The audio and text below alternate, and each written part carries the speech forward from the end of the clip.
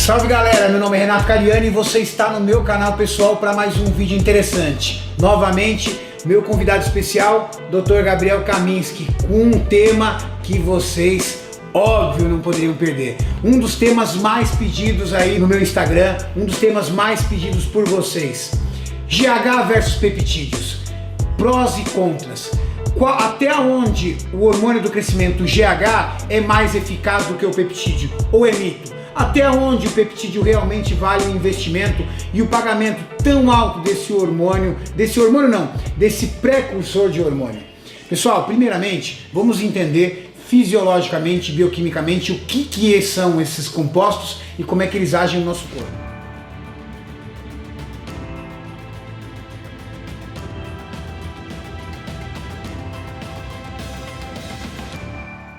Gabriel, GH versus peptídeo. Essas duas substâncias hoje tão popular aí no mundo do esporte, mas estamos aqui para falar de farmacologia e bioquímica. O que são essas substâncias praticamente? Então, em primeiro lugar, vamos colocar que GH é um peptídeo, né? Os peptídeos mais usados no mundo, quais são? Insulina e GH. Insulina também é um peptídeo. Então, peptídeo é qualquer hormônio que é formado por aminoácido, tá? Os aminoácidos se ligam através da ligação peptídica. E os peptídeos são cadeias curtas. Por exemplo, a ocitocina são 9 aminoácidos ligados. A insulina tem algumas dezenas, 51, 61, não lembro direito. Mas agora, quando você tem uma ligação de centenas de aminoácidos, você tem uma proteína. Então a diferença entre uma proteína, como a albumina, por exemplo, e um peptídeo é o comprimento da cadeia, o tamanho da cadeia. Então, os aminoácidos se ligam, formam os peptídeos e esses peptídeos servem para sinalizar coisas dentro do corpo, certo? Isso fisiologicamente, então são nada de tomar. O seu corpo naturalmente já tem ou produz peptídeos, essas curtas cadeias de aminoácidos, para desencadear reações químicas no seu corpo. Com certeza. Então, por exemplo, você fez uma refeição, o que vai acontecer? Os nutrientes começam a entrar no sangue e você vai secretar a insulina, que é um peptídeo, e a insulina sinaliza para as células que elas devem absorver o carboidrato que está no sangue, e aí você baixa a glicemia. Então essa é uma função de um peptídeo, insulina. O GH, ele é um peptídeo produzido na base do cérebro, na pituitária, que é uma glândula, e ele serve para sinalizar crescimento celular e reparação tecidual. Então, após o seu treino, por exemplo, você secreta GH para se recuperar do treino. E aí o GH cai no sangue, circula, chega no fígado, o fígado vai liberar IGF-1, que também é um sinalizador de crescimento e reparo tecidual. Então, esses são peptídeos naturais que nós produzimos. Em cima desses peptídeos, a indústria farmacêutica desenvolveu outros peptídeos tentando melhorar a função deles. Então, por exemplo, um dos peptídeos mais utilizados atualmente no bodybuilding é o GH Fragment. Então, o FRAG. Tal do HGH Frag. Exatamente. O que ele é? A ciência, então, determinou que a porção do GH responsável pela lipólise, que é a queima de gordura, são os últimos 20 aminoácidos, do 171 ao 191 do GH. Então, se eu quero só queimar gordura e eu não quero as outras funções do GH, o que eu faço? Vamos produzir essa sequência de só 20 aminoácidos. Então, o GH Fragment é isso. É o fragmento responsável pela lipólise. Então, se eu quero só a lipólise, eu vou tomar o GH Fragment. Bom, Gabriel, então, se o HGH Fragment trabalha com aquela porção 176, 191 da cadeia de GH, para lipólise, como é que o GH chega na lipólise? Então, o GH ele tem dois mecanismos, na verdade. Para queimar gordura. O primeiro é que ele ativa a lipoproteína lipase. Então, ele pega a gordura que está estocada na forma de triglicerídeo, quebra em ácido graxo livre e solta no sangue para o teu fígado fazer a beta-oxidação e utilizar como energia. E o segundo lugar é que ele inibe o acúmulo de gordura. Então, você queima o que tem e não deixa acumular mais. Então, por isso que o GH é tido como um efeito a longo prazo, né? O efeito de GH não é a curto prazo que você vai ver, é a longo prazo, porque você vai inibir o acúmulo de gordura. Então, a longo prazo, você vai baixar teu percentual e ele não volta a subir. Por isso que muita gente utiliza o GH para fins recreativos, não para o esporte, para fins recreativos. Por quê? Porque ele entende que ele consegue ter uma dieta menos regrada. Ele pode quebrar aos finais de semana, ele pode dar uma vacilada, justamente por essa ação do GH. Eu acho que 80% do público que consome GH não está nem pensando muito na construção muscular, está mais pensando nessa cadeia de 176 a 191 que faz parte da lipólise, da queima de gordura e do não permitir o acúmulo de gordura dentro do corpo. Como a gente costuma ouvir no meio do bodybuilding, o GH você não vê diferença quando ele entra, mas você vê a diferença quando ele sai, porque ele tem que comer limpo. Muito limpo. Bom, você explicou sobre essa cadeia do HGH Fragment. O problema é que nós temos um universo tremendo de outros peptídeos, IGF-1, dentre outros. Nós temos um universo tremendo de peptídeos. A pergunta é, dentro do investimento financeiro, que é altíssimo, hoje o pessoal aí tem nego aí pedindo 300 pau numa ampola de IGF-1, e o investimento de um GH, dentro dos efeitos colaterais, dos efeitos adversos e inversos, o que você dá aí em resumo para o pessoal? Bom, em primeiro lugar é importante a gente salientar que o benefício principal do GH é você obter IGF-1. Então você usa o GH para ter IGF-1, porque é o IGF-1 que vai atuar lá no teu músculo fazendo a construção de fibras musculares. Então vamos fragmentar a pergunta em grupos de peptídeos, tá? Em primeiro lugar, você tem os peptídeos que foram criados para estimular a sua própria produção de GH. Então assim, você não está tomando GH, mas o fim é o mesmo.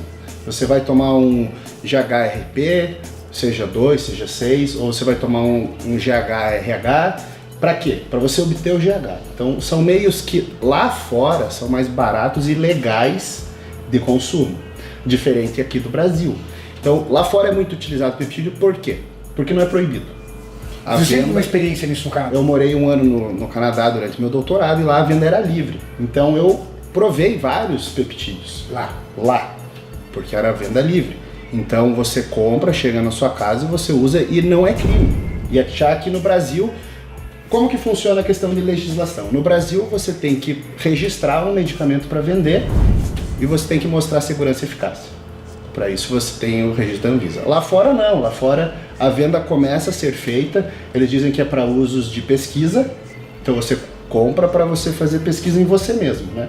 E aí, se o Estado quiser proibir, ele vai ter que fazer uma legislação proibindo o uso. Então até pouco tempo atrás não era nem crime dentro do esporte, não era nem doping você utilizar peptídeos, até porque o exame antidoping de peptídeo custa muito caro, e são muitos peptídeos. Então o preço para você dopar, fazer o exame de dopagem no atleta é muito alto. Então, os peptídeos são divididos da seguinte forma. Você tem os derivados de IGF-1 mesmo, que é para aplicação local no músculo que você quer que cresça. Então, utilizado geralmente pré-treino ou pós-treino. Um IGF-1 que tenha alguma modificação molecular para ter uma meia-vida mais longa, para ficar agindo mais tempo, estimulando o crescimento. Então você tem o IGF-1-LR3, por exemplo, que atua dessa forma. Aí você tem o MGF, que é um parente do IGF, que serve para você estimular o crescimento de células satélites, que são aquelas células tronco que a gente escuta bastante falar na medicina, que são células que ainda não foram diferenciadas em nenhum tipo de célula. Elas estão ali para o que der e vier, digamos assim. Então o MGF ele estimula o crescimento dessas. Muito utilizado para lesões, por exemplo. Se eu tenho uma cartilagem que estourou, MGF é uma solução, TB500 também tem a mesma função. Então são peptídeos muito utilizados para recuperação de lesões, por exemplo. Então é importante a gente lembrar que a medicina não trabalha para o bodybuilding, ela trabalha para resolver algum problema. Para fins terapêuticos. Fins terapêuticos, e lógico que isso acaba auxiliando o atleta de alta performance. E aí você tem o mecanismo mais utilizado, que é a combinação de CJC, por exemplo, seja o CJC com ou sem DAC, a gente vai explicar a diferença daqui a pouco, com algum outro peptídeo que estimula a produção do GH da sua pituitária. Então, esse benefício ele é tido porque quando você combina um CJC com ou sem DAC com um peptídeo liberador de GH, você potencializa a produção de GH porque você inibe o feedback negativo. Ou seja, vamos colocar números. Cientificamente, 1 mais 1 vira 5 na sua produção natural de GH. A pituitária consegue ficar cheia, os somatrofos, que são as células que produzem GH, a cada 3 horas. Então, se você tem um pulso de GH a cada 3 horas, você consegue extrair o máximo. E alguns estudos já foram feitos mostrando que uma pituitária saudável consegue produzir em torno de 24 UI de GH natural por dia. Isso se você utilizar e acordar à noite para utilizar a cada 3 horas um peptídeo que estimule a sua pituitária. Então, lá fora, como isso é barato e legal, acaba compensando muito mais do que ir num médico, pegar uma prescrição de GH e comprar na farmácia. $12 um HGH fragmentado, $12. O GH, por exemplo, nos Estados Unidos é muito caro. É muito caro. É mais caro do que aqui no Brasil. Exatamente, então essa que é a grande diferença. As pessoas veem lá fora sendo muito utilizado pelos atletas, mas tem que entender a realidade do mercado lá. Primeiro, é lícito. É lícito. Segundo, é barato. Exato. Terceiro, o universo que você tem de peptídeo é muito grande. E aí onde está o erro. Você tem um domínio muito grande sobre peptídeos. Eu também estudei muito sobre eles. Então, o que difere? Gabriel, tanto eu quanto você, a gente consegue entender a função de cada um. Um timosin beta, por exemplo, que é o TB500, nós sabemos que ele é muito bom para um físico de um atleta que está lesionado, porque ele é um grande regenerador de células para lesão. O problema é que as pessoas não sabem. O IGF-1 é diferente do MGF, que é diferente do PEG e MGF, e as pessoas não diferenciam isso. A aplicação de um uso local de uma substância dessa otimiza o uso, e às vezes as pessoas não sabem, joga às vezes até subcutâneo na região abdominal.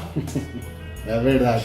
Uma pessoa não pode fazer o uso de um GHRP em baixo carbo porque ela vai passar mal o dia inteiro, ou então vai ficar sonolenta o dia inteiro, porque a produção de insulina é muito grande. Por quê?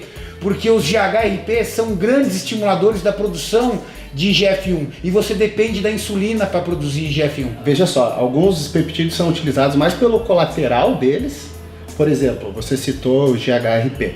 GHRP dá fome. Absurda! Então, assim, às vezes a pessoa está utilizando para lipólise, mas ele vai quebrar a dieta porque ele não vai suportar a fome. E aí o dinheiro dele foi pro lixo. Foi pro vinagre. Exatamente. Outra coisa, o tempo de meia-vida dos peptídeos são muito curtos. Existem peptídeos que têm uma meia-vida de 1 minuto. Exatamente.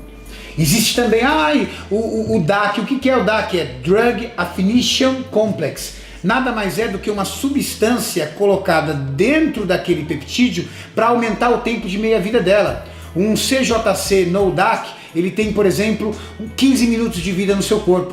Um CJC com DAC, ele tem 7 dias de meia-vida no seu corpo. É totalmente diferente. Ah, então, Renato, o que vale é com DAC? Não, porque aí vai depender da dosagem que você vai jogar. Ou seja, utilizar peptídeo é uma ciência que, como aqui no Brasil são produtos ainda que não estão registrados, você não vai conseguir esse conhecimento de forma alguma em literatura na internet. Você vai depender de fóruns maromba. O problema é que muitas vezes esses fóruns te levam a erros dramáticos, porque o fórum está ali para qualquer um escrever. E como é uma situação que não está registrada no Brasil, dificilmente você vai encontrar um profissional como o Gabriel Kaminski escrevendo lá, um profissional como o Renato Cariani, ou um médico especialista. Na verdade, eu acho que nem cabe isso a médico, cabe muito mais a farmacêuticos, químicos e pessoas que são ligadas a formulações a tratar sobre isso, porque isso é bancada, né, Gabriel? Exatamente, a gente está falando de mudanças na síntese dessas moléculas, visando algum ganho. Para responder a pergunta, então, que você tinha me feito, diferença de GH e peptídeos? No Brasil, a base é GH. Não adianta utilizar um peptídeo sem primeiro ter utilizado um GH. Primeiro, porque você vai utilizar a maioria deles para obter GH natural.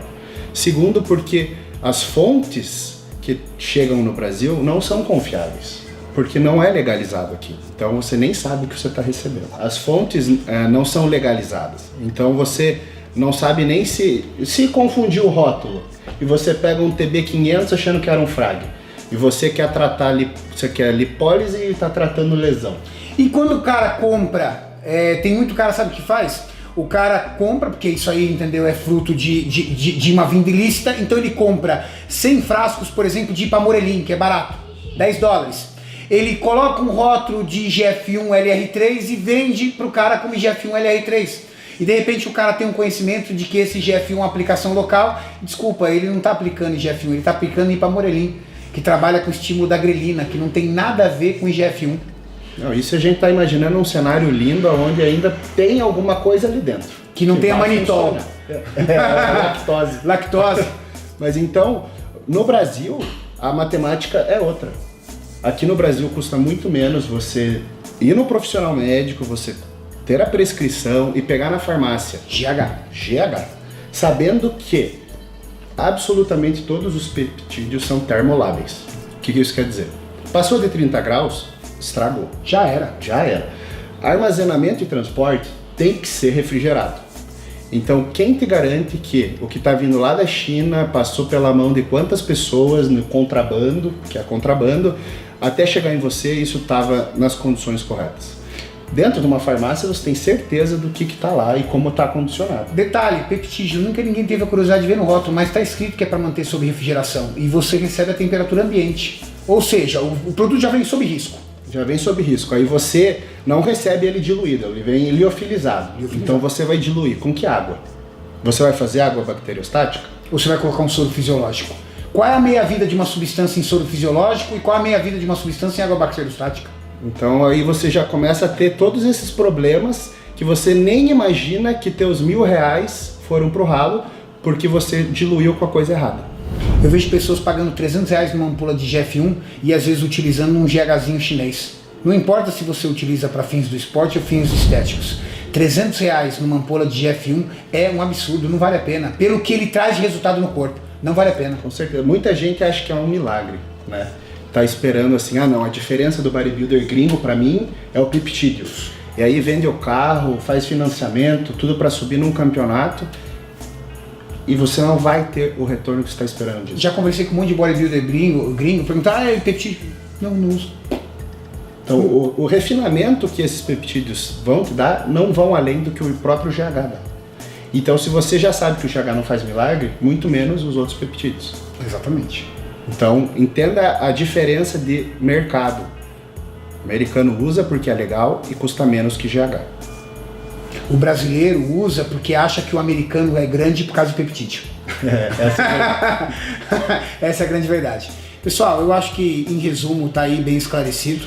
Dificilmente você vai encontrar esse tipo de informação graduado com profissionais. A experiência que o Gabriel teve foi uma experiência que ele teve no Canadá, onde lá o mercado é lícito. Ou seja, ele pôde levar para a bancada do laboratório dele e entender e estudar, porque lá tem literatura sobre isso. As informações que eu tive sobre esse produto foi nos Estados Unidos, onde lá também é lícito, onde eu pude sentar através de estudos também estudar, porque eu fui lá a trabalho pelo laboratório que eu trabalho.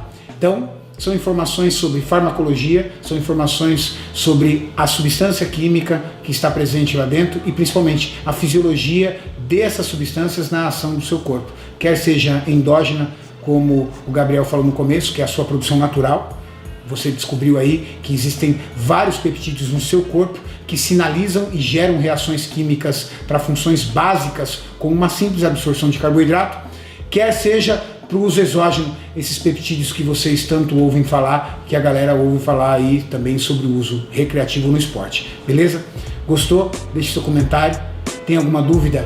Coloca aí um comentário. Olha, gostaria de entender mais sobre isso, gostaria de entender mais sobre aquilo. Dr. Gabriel Kaminski tem esse Instagram que está aí, o Gui colocou para vocês. E, pessoal, por favor, sempre fiquem atentos aí ao vídeo e a gente pega o Dr. Kaminski de novo pela forca e trazemos ele novamente para o canal, tá bom? Vamos deixar aquele like? Por favor, a gente ama vocês. Tamo junto, pessoal. Valeu, é nóis.